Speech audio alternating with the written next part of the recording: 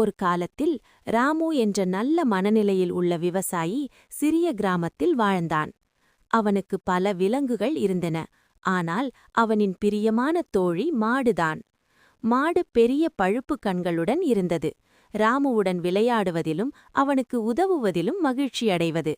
ஒரு காலை ராமு பாலை குறைவாக கறப்பதைக் கண்டான். அஃப்சோ, இன்று பால் எப்படி விற்கலாம் என்றவன் கவலைப்பட்டான். மாடு மெதுவாக மூ செய்து அவனை குழையிலே வழிகாட்டியது. ஆர்வமுடன் ராமு பின்னால் சென்றான்.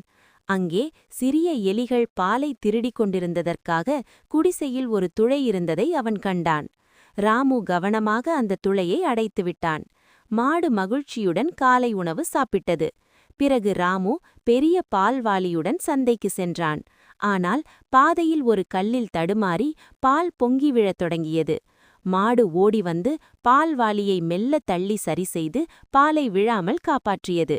கிராம மக்கள் எல்லோரும் கத்தி கூறினர், "என்ன புத்திசாலி மாடு!" ராமு பெருமிதமாக சிரித்தான். மாட்டை நெகிழ்ந்து அன்புடன் அசைத்தான். அந்த மாலை ராமு மாட்டுக்கு இனிய கழியோடு மற்றும் பிரகாசமான வைக்கோல் கொடுத்தான். அந்த நாளிலிருந்து மாடு வெறும் மாடு அல்ல, அவள் உண்மையான தோழி மற்றும் உதவியாளி. ராமு கற்றுக்கொண்டான், நல்ல மனம், பொறுமை மற்றும் சிறிய புத்திசாலி உதவி இருந்தால் எந்த பிரச்சனையும் தீரலாம்.